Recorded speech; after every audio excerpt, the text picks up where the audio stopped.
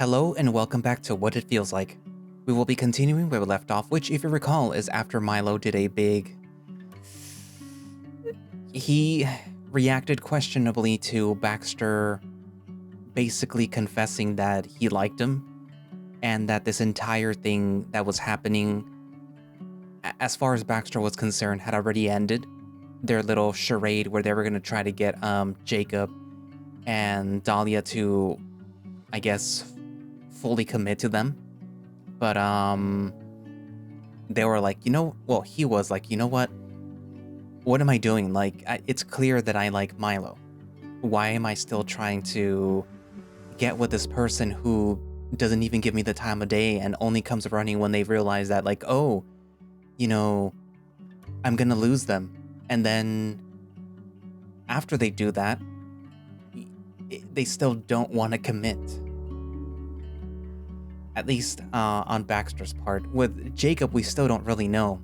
We know, at the very least, that Mylo knows that the relationship that they have isn't really based on anything real.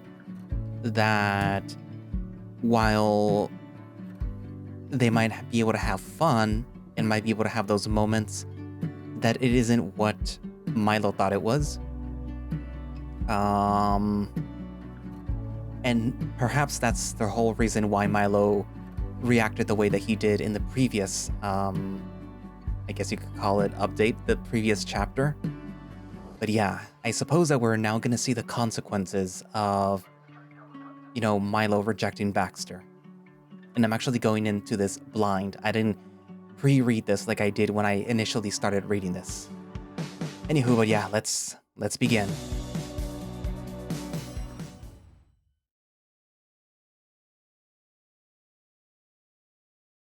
The sun beats down mercilessly on the patio of the cafe, so much that even the umbrellas that act as parasols for shade are only kind of doing their job. People seem to be dressing more appropriately for the weather lately. Winter is officially coming to an end, it seems. I should be ecstatic. As unspecial as I think the beach is, it's still fun to spend a day at the shore, sunbathing and eating cold sandwiches. But right now, it doesn't bring me any joy. Nothing really does these days anyway. It's been a few days since I've last seen or heard from Baxter. I was always expecting this part to be hard. Getting attached to Baxter was an inevitability even God couldn't stop. And so too was our separation. It was bound to hurt, right from the moment that he laid eyes on me. So I was expecting it. The pain, the heartache. I knew it'd suck, but I also knew that I had to be done. I just never knew that it would hurt this much. Because I thought that I knew what it felt like. After all, I'd been rejected by Jacob countless times, and that always felt like heartbreak to me. I figured that this would be similar to that. Mild disappointment and sadness for a few days, then back to my regular old self. But it's Tuesday, 4 whole days since our breakup, and the urge to jump into oncoming traffic hasn't gone down in the slightest. I'm kidding. Well, kind of. It's complicated. But it seems like nothing is simple when it comes to Baxter. Mylo? Case in point. Dahlia. Hi. She gives me an awkward smile and sits in the chair in front of me, apparently very invested in the design of the table considering how hard she's staring at it. As hard as this is for me, I have to talk to her. From what I've heard from Lizzie, Dahlia hasn't made her move on Baxter at all since we've broken up, and as much as I don't want to talk to her, this is the last step in completing the plan. Because if they don't end up together, then what was all this for? Thanks for, coming to see me. Yeah, of course. I'm sorry. She blurts the words out, maybe a little too loud, taking me aback for a moment. I know why you called me here. I heard that you and Baxter... I swallow hard. And I think I know it's because of me. And I just wanted to say that I'm so sorry. And I can explain everything if you need me to. Everything? Yeah, everything.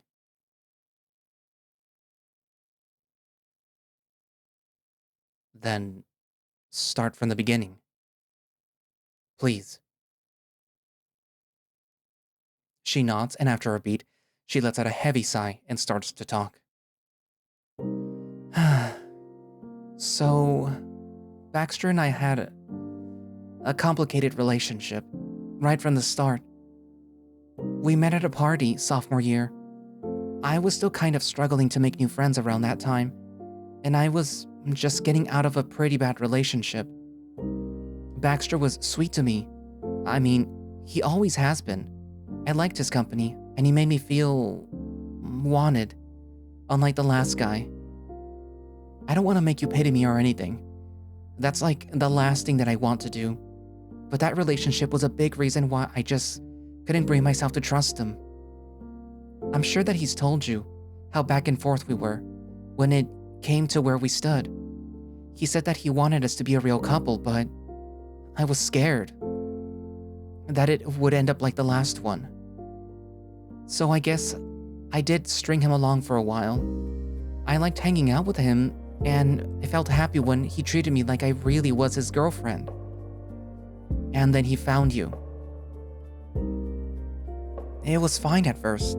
Things didn't really change much between us. He kept calling me. He kept hanging out. Even though you two were together, it didn't seem like it was that serious. It didn't. It didn't seem like it would last, I guess. She says this almost apologetically, like she's embarrassed to admit that this was what she thought at the time. But somewhere along the lines, something changed. He stopped texting me as often as he used to, and he never came over anymore. I think maybe that's around the time that you and him started to get serious.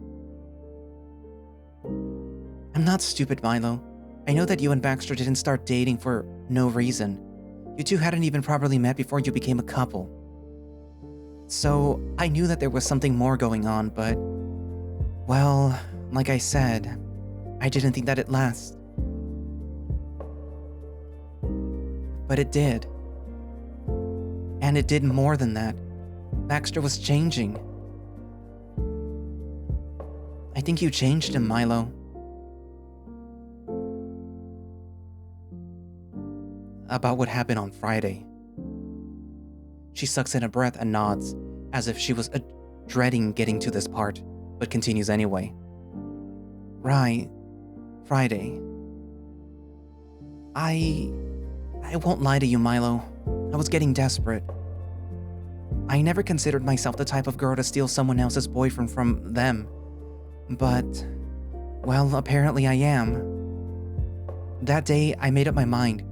I had to tell him how I felt, how every day made me miss him more and more, and I didn't know why or how to stop that feeling. So I told him, and I had hope that he felt the same way. I made him choose between you and me, and I'm so sorry for that, Mylo. I took advantage of our situation, and I didn't consider your feelings at all. The anger I had for Dahlia starts to slowly ooze out of me, but I don't let my face show it. Maybe she and I aren't different. Yeah, well, whatever. It's fine.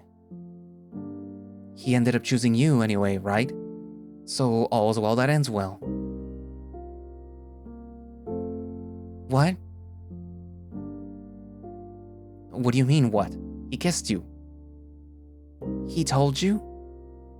I saw it, Dahlia. Her cheeks flush deeply and another apologetic look morphs onto her face as she shrinks into her chair. Oh, God. I thought Baxter just told you about it. But wait, didn't he explain things to you then? What is there to explain? You asked him who he would choose, and he kissed you.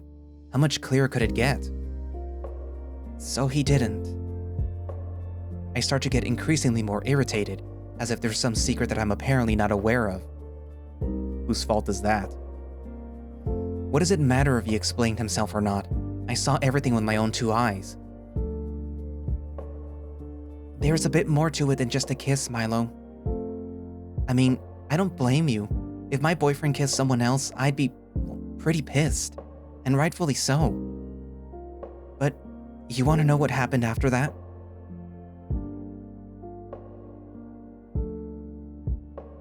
He asked me, "Did you feel anything?" What? Yeah, I was confused too. Just what did he mean by that? I mean, sure, the kiss felt nice, but did I feel anything? Well, all in all, whether I did or not didn't really matter. I think Baxter had already made up his mind by then. That he didn't feel anything at all. I can't tell you exactly why he had to kiss me to figure that out. Baxter may be an honest guy, but the inner machinations of his mind is something that I can only dream of figuring out for myself. But he wears his heart on his sleeve, and it was clear to me then that his heart was all yours, and not mine. Why should I believe you? I thought you wanted to be with him. What changed? I think he changed, Mylo. And so did I, in a way. I guess I realized as quickly as he did that what we had wasn't love. Not really, anyways. Maybe a part of me really does love Baxter, but not the same way that he loves you. And certainly not the same way that you love him. I don't love him. I put ice behind those words, with a cold stare to match, hoping to catch her off guard, make her slip up, anything. But there's just that sorry smile, mixed in with a little pity. Listen, I know I may be the villain in your story, and that's completely valid, but for what it's worth, I really, truly am sorry for doing what I did. But what Baxter and I had is over now. Maybe if I had trusted him all those months ago, things would be different between us. Well, it doesn't matter now. We lost that chance, and maybe it was for a reason. But you still have that chance, Mylo. That door is still open, and it's up to you whether you want to close it or not. Because if it was up to Baxter, he'd be with you. I promise you that. And if you were worried about having competition, don't be. Because even if I did love Baxter, I don't doubt for a second that he'd choose you over me. She stands up, adjusting her purse like she always does, giving me another one of her friendly smiles. Just consider that, okay? Hey Dahlia? Yeah? I think I really hate your guts. Yeah, I think I'd hate my guts too. But I also don't think that you're a bad person. I'd do the same if I was in your position. Huh, really? It's crazy what we do for love, isn't it? Yeah, it is. She offers me another one of her smiles, and although only half-heartedly, I return it. Once I go outside, Lizzie is leaning on Wyatt's car, wearing some ridiculous big sunglasses as a disguise so Dahlia wouldn't recognize her, although I told her that it was stupid. Much to her credit, it seems Dahlia really didn't realize that it was her. Hey, how'd it go? I give her a nonchalant shrug, glancing away. I don't know. It was weird. Weird how? I just shrug again. I'm just more confused now than I was before meeting up with her. I see. So what's the plan now, Mylo? What is the plan? Dahlia says things are over between her and Baxter. So where does that put me? What were we even fighting for anymore?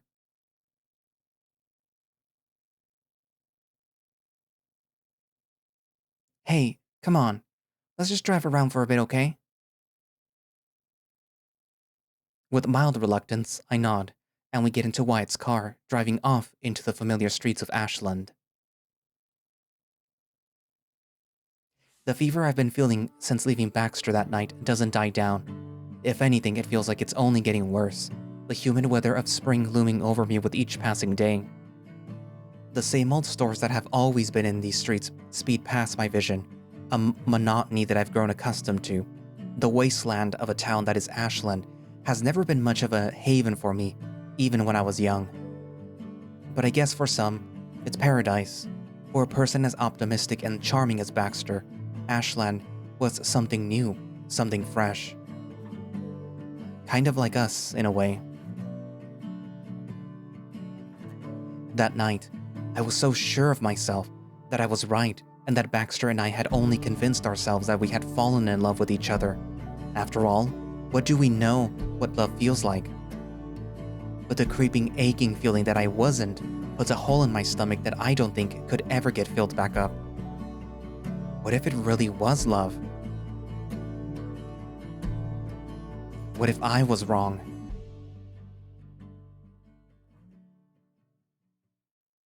The sight of Baxter's apartment complex snaps me out of my trance, and turning to look at Lizzie, she turns the engine off and stares me down with a look that I don't think that I've ever seen directed at me. What's going on? You need to talk to him. Lizzie. Is there anyone who knows you better than I do?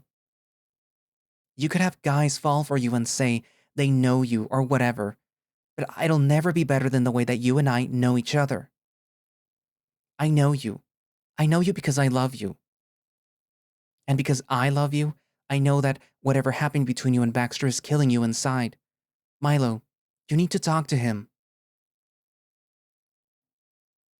I look out the window again, my heart beating faster at the idea of Baxter's form being right behind the door, maybe even waiting for me. What if he doesn't want to see me? Then you'll know for sure, and you can move on. But either go and talk things out with him, or walk home alone. So help me God. She's joking. I think. But I'd rather not wait around and find out. With a shaky breath, I get out of the car. I take short, dizzying steps towards the door. My nerves shooting up times 100 with every other step that I take. Thoughts of worst-case scenarios play over and over in my mind, and I'm close to just chickening out by the time that I reach the steps. Baxter is behind the door. I'm angry at him, yet all I want to do is see him. I don't want him to touch me, yet my skin crawls at the mere thought of never feeling his embrace again. I hate him right now, and I love him more than anything else. I knock on his door. The sound of the door unlocking makes every strand of my fur on my body stand on end, and I take in a deep breath as it swings open from the inside. And then, I quickly deflate. Hi, Chuck. Oh, hey, Russo. I wince. I, Baxter wouldn't happen to be home, would he? I guess you haven't heard. Heard what? Baxter went back to West Virginia like 3 days ago. Oh. My heart slowly sinks down to my stomach. So he's not even in the same town as me. We're hundreds of miles apart in our hometowns, far, far away from each other. Yeah, he just picked his things up and left. Not that it was weird too. It's impossible to mask my disappointment in this moment, so I just give Chuck a small nod, head hanging low. Yeah, alright. Thanks anyway. Oh, before you go, do me a favor. He disappears into the apartment for a second, then comes back out holding a black shoebox, handing it over to me with a bored look on his face. I found these in Baxter's room. I thought that maybe you want to have them. Or not. Throw them out. Doesn't matter to me anyways. Oh, okay. Curiosity now takes me over, wanting to inspect the contents inside right there and then, but I resist the urge and just tuck the box under my arm. You know, if you want to reach Bax, you could always just call him. I'm sure that he'd appreciate that. I honestly don't know if Baxter would even want to hear from me right now, Chuck. Well, you were his boyfriend after all. It was fake, Chuck. Are you in on it? Yeah, I know. Was it really, though? Goodbye, Chuck. See ya, Russo. Confused and agitated, I get back inside the passenger seat of the car. Lizzie's worried expression fixated on me. So, I guess he wasn't home, huh? He is. Back in West Virginia. Oh. What's with the shoebox? I don't know. Chuck just gave it to me. You want to open it? Yeah. Let's go somewhere else, though. Yeah, sure. Where do you want to go? Do you remember where we used to hang out in high school? After class? She tilts her head, furrowing her brow. The park? Yeah, let's go there. I don't know what compelled me to come here for the first time in years, but that's where Lizzie and I find ourselves now. We would come here after school, buying ice cream and bitching about life. We were a little emo back then, dreams of grandeur, yet deep inferiority complexes. That's being a teenager for you. But we always had each other. Maybe the park makes me feel like I'm not really alone in that way. Lizzie and I head over to our usual spots on the swing set, and I sit down as she awkwardly props her feet on the rubbery seat beside me, hoisting herself up and swinging her entire body, making the metal chain creak and whine. Hey, why didn't Wyatt come? Huh? She adjusts herself on the swing, making sure that she's keeping her balance. I don't know. I don't always have to be around him, do I? Are you doing that thing where you're not hanging around your boyfriend out of pity for me? What? No. Kinda. Whatever, like I said, Wyatt and I can spend time apart. He's probably happy that he can finally watch his anime in peace. How did you end up dating someone who likes anime? I don't know. Love's complicated. Yeah, it is. I stare down at the box that's clutched tightly in my hands, unsure if I really want to see what's inside of it. Would it even make a difference if I did? What if Chuck's pulling my leg and it really is just trash? The box is pretty light anyways. Well, don't leave me in suspense. Lizzie finally drops down and sits on the swing, grabbing onto my own swing's chain and pulling us closer. You gonna open it or what? With a sigh and an anxious feeling in my guts, I set the box on my lap and open the lid. I almost gasp when I see what's inside, but I hold it back just enough so that I can inhale sharply instead. My heart flutters at the sight, and just as quickly it sinks to my stomach. Inside the shoebox is every single picture Baxter's ever taken of me throughout our time together.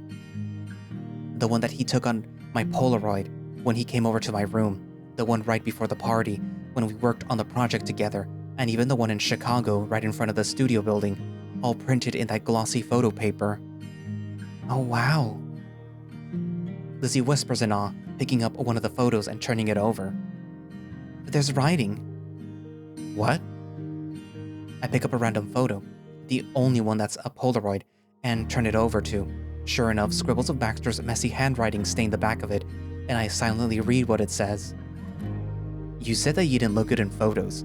Who's full of shit now? Lol.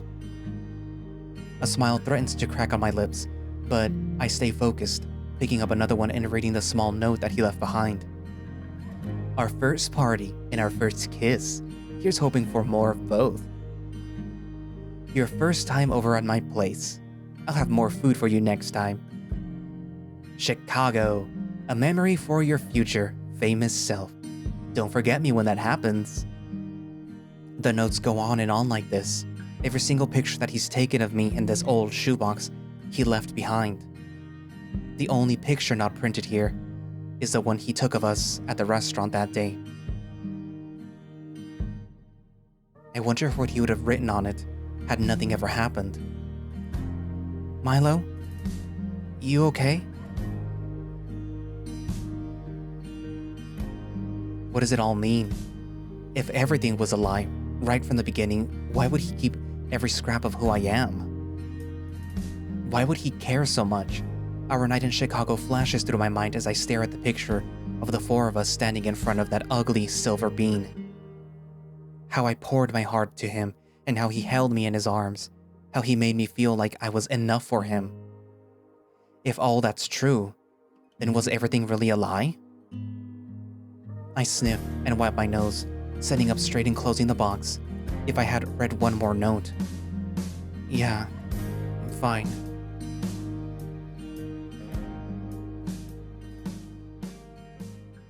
Okay, this is ridiculous.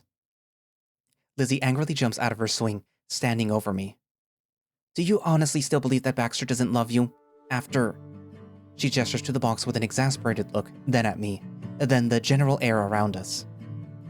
I don't know. Fucking everything? But the kiss. A kiss can mean anything, or nothing at all. If he said that he loved you and has the evidence to back it up, why won't you believe him? I can't. Mylo, look around you. Your parents may be tough, but they love you. Your sister loves you. I love you. Wyatt loves you. You have people who barely know you and still love your music, which is a part of you. They love you too. You're smart and creative and cute and artistic. That was so many people that love you because of that. Why is it so hard for you to believe that Baxter could be one of those people too? Because Jacob didn't love me. I whimper this pathetic, stupid excuse, gripping the chains of the swing as tight as I dare, letting my tears fall directly on top of the box.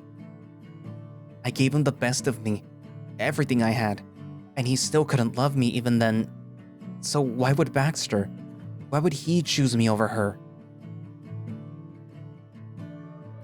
Jacob and Baxter are two completely different people.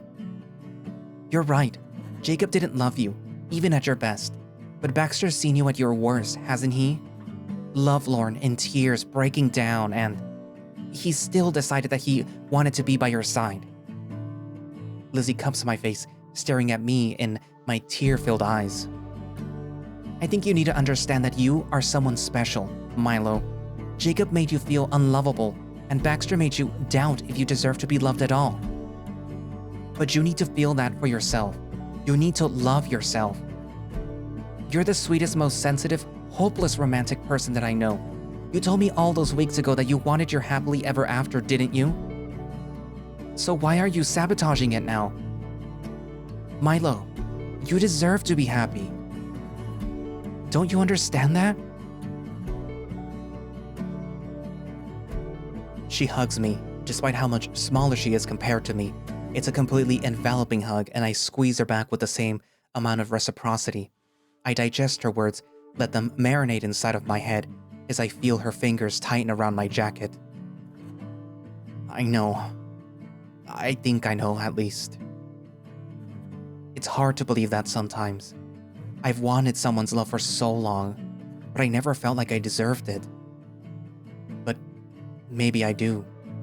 I want to be someone worthy of love. You already are, Mylo. Did I make a mistake, Lizzie? I don't know. Maybe you did. But it's nothing that you can't fix. She pulls away from me, holding onto my hands. But with or without Baxter, you're still someone who can be loved. You got that? Yeah, I think so. Thanks, Lizzie. You know I love you too. I know. Lizzie pulls me to a stand, and hand in hand we walk back to her car, the box of photos clutched just a bit tighter under my arm than it was before.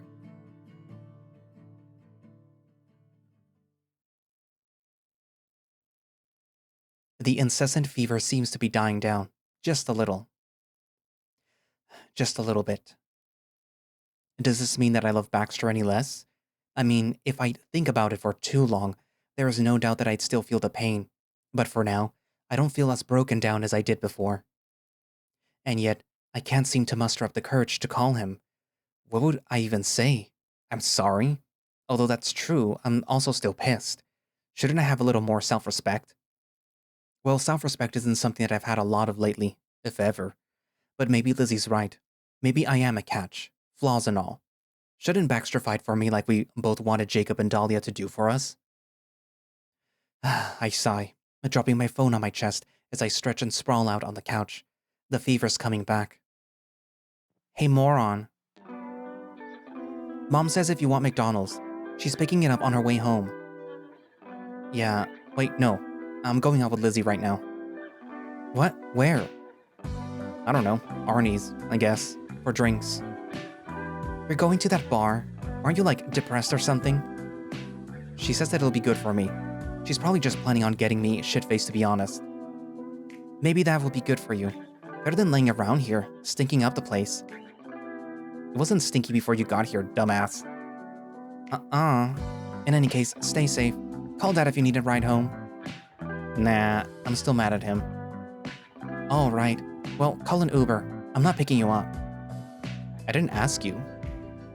Well, I wasn't offering, idiot. She saunters back upstairs, her full attention back on her phone screen. Love you. Okay. I said love you. I love you too, damn. A knock on the front door makes my ears flick and I trudge towards it, opening it slowly.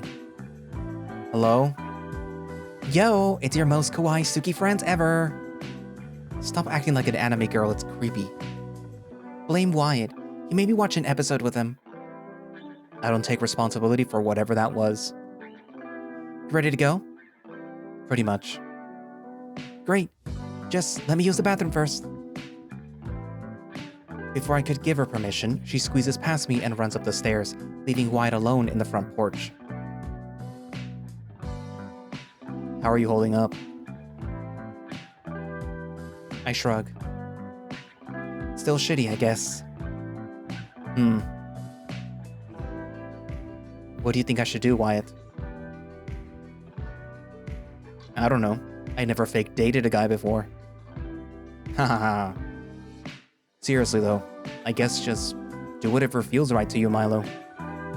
Or rather, avoid doing things that feel wrong. Isn't that just the same thing? Sometimes, things don't have to feel right for you to do them, though. I doubt anything could feel right when you're heartbroken like this, but you can at least avoid making them worse. I see. Lizzie told me about the pictures. Of course she did. What do you make of that?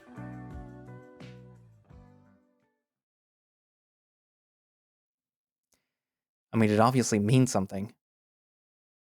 I mean, I guess it has to mean something, right? It's one thing to take the pictures, but to print them out and write on it? Yeah, I guess he's a romantic type. Like you, I think. Do you believe that he loves me, Wyatt? I don't really think that matters, Mylo. Maybe he does, maybe he doesn't. It's about whether you're willing to accept whatever the truth really is. But how would I know what the truth is? You don't. You never do. Lizzie loudly thumps back up downstairs. With a jump, she grabs onto my arm and starts to lead me outside. Come on, let's go. Arnie's always gets full later in the night. Let me lock the door first. Wyatt gives me a look that I can't quite discern, but then cracks a smile. A knowing smile as he closes the front door for me. The night goes on in a slow, miserable haze. As expected, Lizzie tries forcing down as many drinks as she can down my throat, but after about 3 shots I just stopped taking them and let her drink them for me. A mistake I should have foreseen. A drunk Lizzie is a loud and slightly annoying Lizzie, but I try to have fun with her throughout the night anyways. Eventually though, I just nudge her over to Wyatt, and she rambles on and on about some rock concert that she's planning on going to, spending about 30 minutes trying to even pull up the website for the concert tickets. I leave him to babysit her, and he gives me a look of betrayal as I walk over to the bar, taking a seat at one of the stools. What'll it be, Mylo? Water. Coming up. He fixes me a glass, sliding it over and popping a straw on it ceremoniously. I'm surprised you guys are here at all. Didn't take Lizzie much of a drinker. She's not. She's doing it for my sake. Your sake? Baxter and I, Ah, I see. That's a shame. I thought he really liked you. Yeah. I thought so too. At least more than Jacob. Wait, what do you mean? Jacob and I, we never... What, hooked up? Oh, please. He smiles and a shameful blush forms on my face as I look down at the bar counter. How would you even know that? When you're a bartender, you sort of get the feeling of who's going home with who. It wasn't hard to figure out after a while that you started heading to his place after your gigs here. That and he'd give me the death glare whenever you flirted with me. I cover my eyes, groaning. You probably think I'm some major slut. Ha, maybe at first. But you're not a slut, Mylo. If I've learned anything from your drunk rambling, it's that all you really want is someone that loves you. Was Baxter not that someone? I take a long, methodical sip of my water, trying to read the labels of the whiskey bottles behind him. I thought he was. A part of me still thinks he is. He crosses his arms, making his biceps bulge out a bit. Well, in any case, someone like you shouldn't be too worried. You may not have a line of people waiting to go out with you, but I think the people who really do like you tend to stay for a while. How would you know? You're just the type of person. We can't help but find you adorable even if you are a bit of a mess. You think I'm adorable? In a little brother kind of way. I groan again and lean onto the counter, burying my face in my arms. Why couldn't you be single? And gay? Or better yet, why couldn't I be a girl? It solves so many problems. Dee's just guffaws, patting my head. I don't think that's got anything to do with it. I'll get you another water. Being a girl is harder than you think. And stop hitting on my brother, it's weird. Stella sits next to me, smoothing out her short skirt as she straightens her back, giving me a cheeky look. He's getting married on Saturday, you know that? Ugh, right. What's up with you anyways? I thought you'd be happier considering the news. The news being that her uncle agreed to play our songs on his radio station once we've gotten refined versions of the recordings. Admittedly, I am really happy about this, but considering that we are yet again down a guitarist... No, I am happy, just... Cut him some slack, Steph. He's heartbroken. Heartbroken? By who? His boyfriend, obviously. Well, ex now. My heart throbs. Hearing ex just makes things too final. Ah, right, of course. Stella leans into my ear, covering her hand from Deeze's view.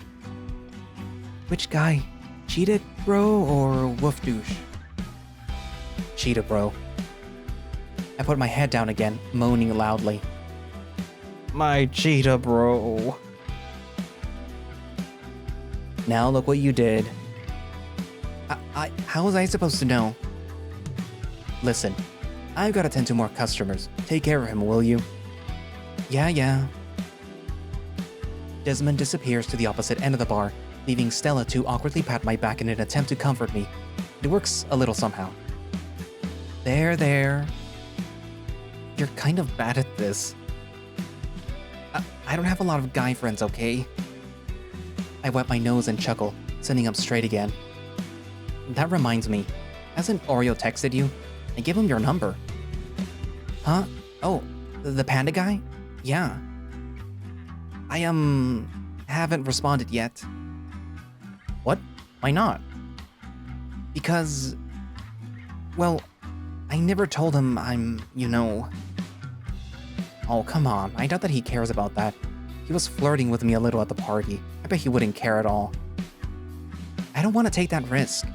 I don't know if he was just joking around with you. Best case scenario, we go on a date. Worst case scenario, he outs me to everyone online or something. Oreo's not like that. How am I supposed to know, though? Well, how are you supposed to know if you don't give him a chance? Oh. It's not that simple, Mylo. Sometimes it really is that simple. I get that things are way different for you when it comes to dating, but maybe just give it a shot. Baxter's words echo in my head at that moment. Don't tell me that you're a hypocrite, Russo. Well, we'll see. In any case, you're going to Dee's wedding, right? In a clear attempt to shift topics, Stella artificially brightens her mood, and I play along. Yeah. I guess so. It'd be cute to see Dee's in a suit. Disregarding your lusting over my engaged brother, I think so too. It'd be nice to have an occasion where people can dress up. What are you gonna wear? Surely you're a maid of honor. I'm not going. Huh? What do you mean you're not going? Well, obviously. My parents are gonna be there and I can't just show up in drag. But it's not drag, right? It's who you are. You're not wearing some costume. I haven't told Deez that though, and I'm definitely not gonna do it days before his wedding. He's got his own stuff to worry about, with his wife and finding a place to move into. His little brother turning out to be trans should be the last thing that he has to worry about. You should tell him. It's not selfish. You want to support him and be there for him on the most important day of his life, don't you? It is selfish, Mylo, because I could go if I really wanted to. I could put my hair in a bun, wear a suit, ditch the heels. I could be his little brother that day. I just don't want to be. I can't. I don't think Deez would want you to be someone that you're not, especially on his wedding day. Is it really okay for me to be selfish like that? Sacrificing your own happiness for no reason doesn't make you selfless, Stella. Yeah, maybe you're right.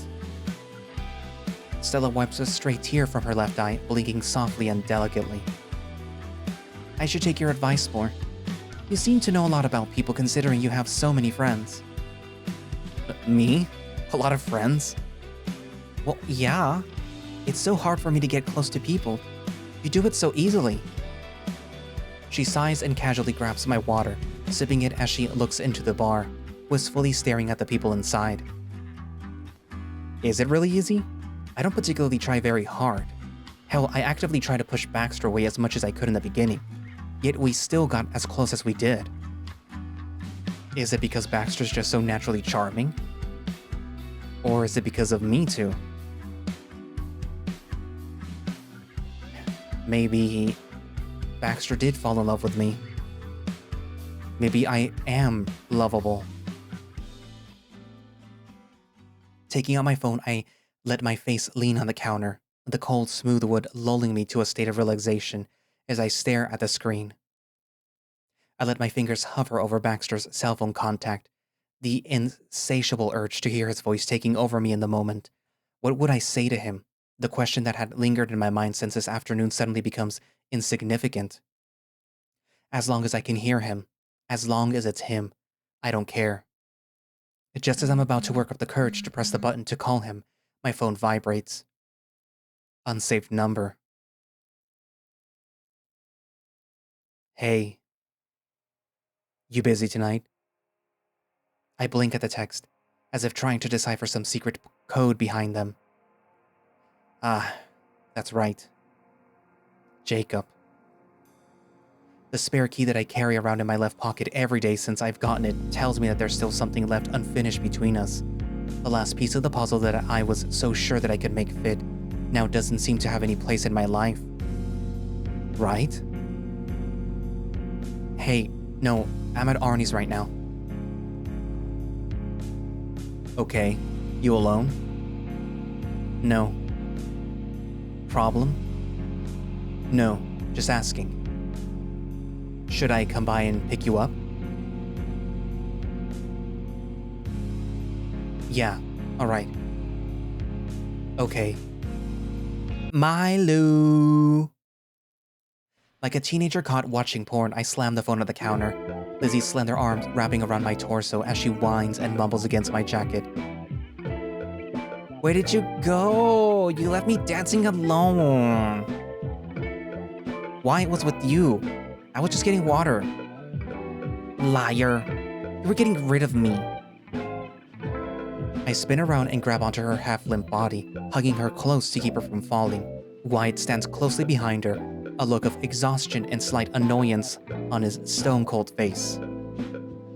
I would never. Uh-huh. Shush. There. Sniff, sniff.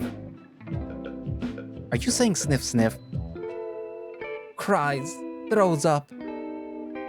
Stop role-playing. I think it's time you head home. But I came here for you. I'm headed home too. I called my dad. He's gonna come pick me up. Oh, okay then. I gently push her over to Wyatt, who easily scoops her up and carries her in his arms, Lizzie mumbling more incoherences. You sure you'll be fine? Yeah. Promise.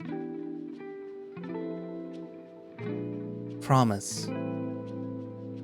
He hesitates for a moment, then nods. Be safe. Email me when you're there. I'll fax you a report. And with that, Wyatt carries her out of the bar. I chat with Stella for a few more minutes, but even she had to head home after a while, eventually leaving me alone at the bar. An anxious feeling starts to form inside of me, my slightly intoxicated mind making me spiral with the wrong kind of ideas. I mean, what exactly am I thinking anyways? Having Jacob pick me up so late at night? Nothing good comes after midnight. And yet, a part of me feels like this too was inevitable. Whatever happens between him and I tonight, I have a feeling that something's going to end. Or begin. So when Jacob's familiar silhouette enters the bar, I'm filled with a mix of determination and excitement. Sorry, Baxter. I guess I really am a hypocrite. Hey. Hi. He looks around the bar for a second, scanning the now mostly empty building. Who are you with? Wyatt, Lizzie. Baxter. I shake my head. Oh? He's in West Virginia. Excitement flashes through his eyes in that moment, and I get up to stretch out, feigning boredom. Let's get out of here. Yeah, let's go. He puts his hands on my back, leading me out of the bar. Peering back over my shoulder, Deez gives me a look that I know all too well at this point. I just smile at him. Jacob parks in front of the 7-Eleven since I refuse to go back to his place. He tells me to stay put, and he rolls down the windows of his car, letting the cool April air seep inside of it. Nostalgia. If there's something that I'm feeling right now, it's an overwhelming sense of nostalgia. Last summer was the start of everything. Would it really be a full year in July since I first let my lips kiss Jacob's? I run my fingers through them now, memories of our trysts replaying in my head like a film reel. Were they always this blurry? If only there was a picture, some sort of proof that I was ever loved by him. How ironic. I have nothing but my own experiences to count on. The smell of his car, the taste of beer and cigarettes on his tongue, the feeling of having him inside of me. All I have are my anecdotal accounts of our love affair. And even back then, that was never enough for me. Hey. Jacob's voice snaps me out of my daydream as he climbs back into his car, a slushie in one hand and a beer in the other. Here. He hands me the slushie, blueberry. I take a sip of it, silently wishing that it was cherry instead. Should you really be drinking? You are driving. He takes a long swig of the beer, sighing once the bottle escapes his lips. It's just one. Right. How you been? Jacob's eyes stay trained on me as I stare out the large front window, watching fireflies chase each other on the dark street. Baxter and I broke up. Oh. I'm sorry to hear that. Yeah. Thanks.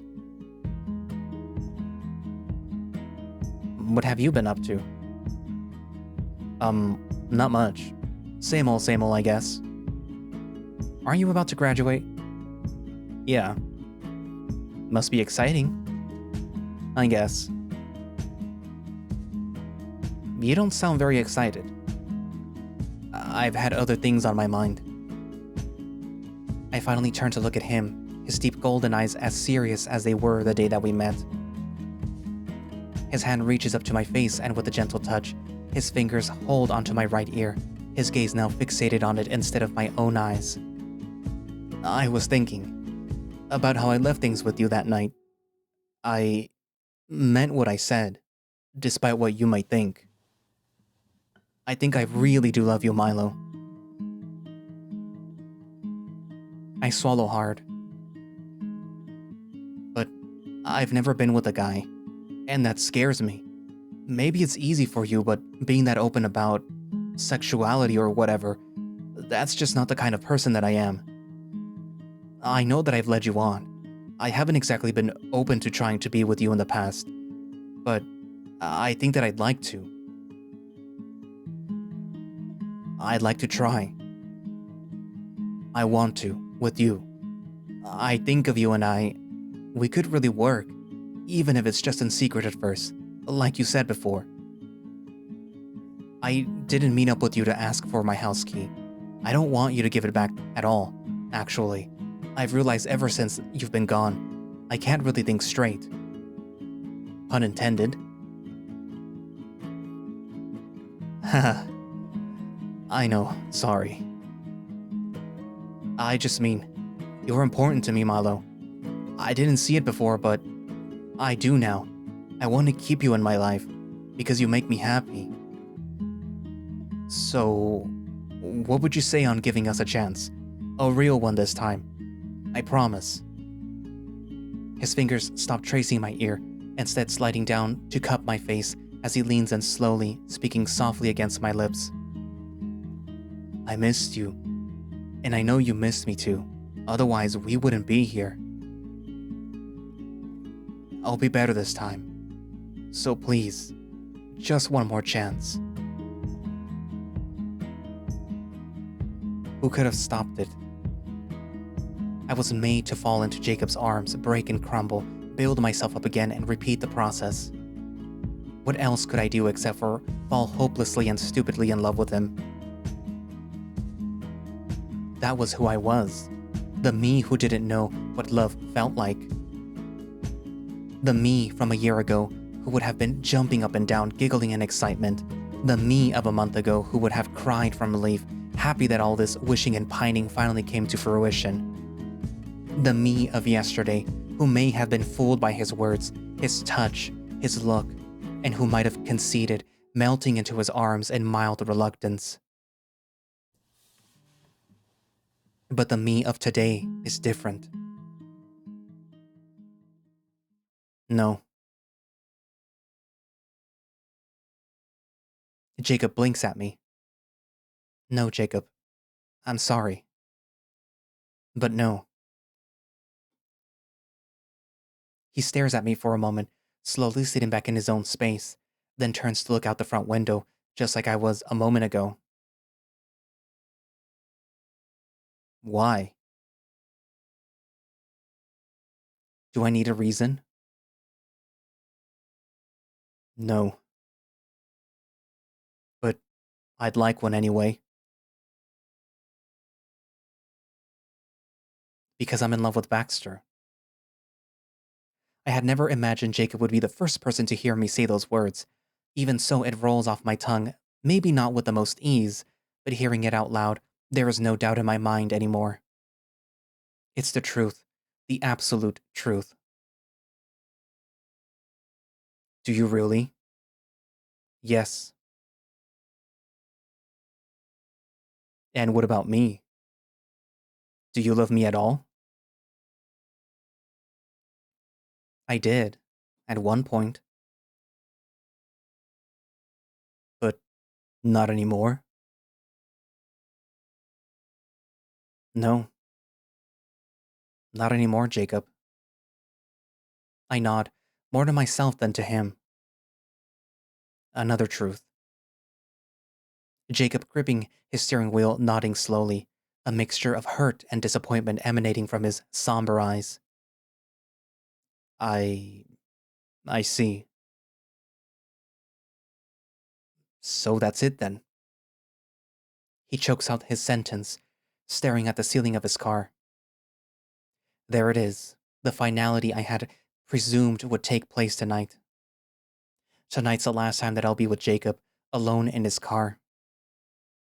Tonight's the last time that I'll be in love with him. Without another word, Jacob turns on his engine and we drive into the night. After a deathly quiet car ride, Jacob makes a slow, careful stop right in front of my house. Thanks. Yeah. Mylo? Yeah? Do you think that we would have ever worked out? I ruminate on this idea, thinking of every moment that he and I had shared in a cold darkness just like this. No, I don't. I think this was always bound to happen, Jacob. But for what it's worth, I'm glad that I met you. Truly.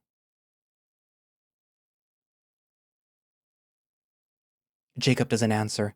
He averts his gazes, staring straight ahead.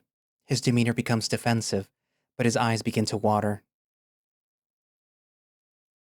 Good night, Jacob. I get off of his car, and after a beat, Jacob speeds away. A waxing half-moon greets me tonight. I stare up at it, the poor, lonely satellite being the only thing visible in the night sky. She shines down at me, filling me with pride, pulling on my heartstrings like waves and giving me a silent command. Do it. And I fulfill her wish. You have one new voicemail. Listen.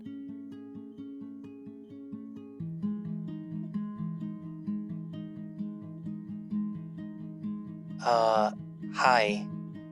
It's Mylo. I guess you already know that. Listen, I know it's late.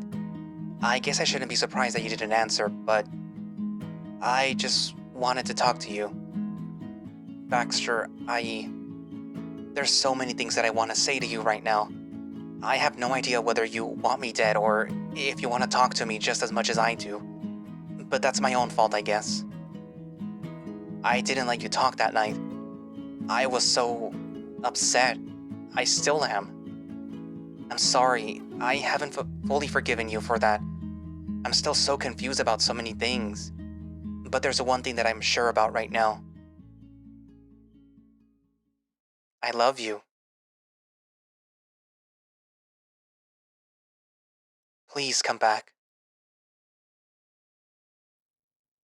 End of message. End of message. To be continued. Oh. Well, finally, Mylo has finally, I guess, realized what love feels like. So he finally knows what it feels like. Whether or not Baxter is going to reciprocate, then, that's up to him. I mean, he was hurt by Mylo and whatever, his Mylo-ness. I guess, in a way, it took him losing love, the love that he had, the genuine love that he had, that he didn't even know that he had, but I mean, it was kind of obvious, for him to realize what it feels like. I do feel a little bad for Jacob, because he, like Dahlia, finally realized what was there, and what they had just lost. Or, I guess in a way, what they were going to lose if they didn't act. But of course, like Dahlia, they acted too late. In Dahlia's case, Baxter was already in love with Mylo, and in Jacob's case, well, the thing going on with Baxter was already happening. Basically, Mylo had already realized that what was going on with Jacob just wasn't real. It wasn't, like he said, it was always gonna bound to end in a breakup or in failure, I guess. I wonder if Wyatt kind of knew what was gonna happen, like when they were at the bar and Wyatt was asking, like, are you gonna be okay? Like, are you gonna be okay? Are you sure you're gonna be okay? But yeah, because he's a character that is a lot smarter than people give him credit for. People give him a lot of credit already. And then there's the situation with Dahlia. Considering that this is the second to the last update, I wonder if the next update will be, hopefully Baxter coming back, and then, Mylo having to, apologize in person for what happened, and explaining what was happening, and then, maybe things get better. But also the wedding. I hope that things for, Stella go better. That she's able to fully be herself. And also we had the conversation that she is trans, and it's not like, oh, she's a drag, or she just likes to dress up like, like a woman. She is trans. And hopefully Deez supports her. And, doesn't bow down to their parents. But yeah. I hate that I just found this story that it's about to end. And considering the update schedule, we might see the ending by the end of the year or at the beginning of next year. It's probably going to be like maybe 2, but yeah, so maybe we might see it in December, at the end of December. I hope so. Like, I hope so because I want to see what happens next, but like, I don't hope so because I don't want it to end so soon. But yeah. Hey, if you stuck around this long, give the video a like or subscribe. Do all that stuff that needs stuff. Also, I don't know if you've heard or if you saw the community post thingy. I will be reading the story that the author wrote first, the very first visual novel that they ever written, which you should already know what character will be appearing there. But yeah. So I already actually read the first, I guess you could call it chapter, and it's really good. Their writing is still on par. But you can definitely tell how they improved in this visual novel and even in their short visual novel over the first one. But yeah, I am very much looking forward to reading the other one too, though. It has a very good premise. Anyways, but yeah, so, write down what you think about what it feels like and what's gonna happen, or whatever. And thank you all for watching / listening. If you would like to play What It Feels Like or any of the author's other visual novels, you can do so by going down to the link in the description, which should have a direct link for the itch.io page where you can download the game and play it. Or you can just go to itch.io.com and, search up What It Feels Like, or I think it's called When I Knew You, the other one, or the other one, the short one. But yeah. And they do have a Patreon in case you want to get early access to the last build of What It Feels Like, which will be linked down in the description, as well as my my links for support. Like if you want to watch these videos that I upload before they go out public, because they get scheduled, obviously, you can join and be a channel member, the second tier, just so you know, which will allow you to watch these videos. And I also have my Ko-fi on there in case you want to support me through there, or I have my my Throne in case you want to give me something for the holidays. I have a list there. I think you could also send me like random things if you wanted to. Not sure how that works, but yeah. Anywho, so yeah, I guess that's it for now, and I will see you guys in the next video. Bye bye.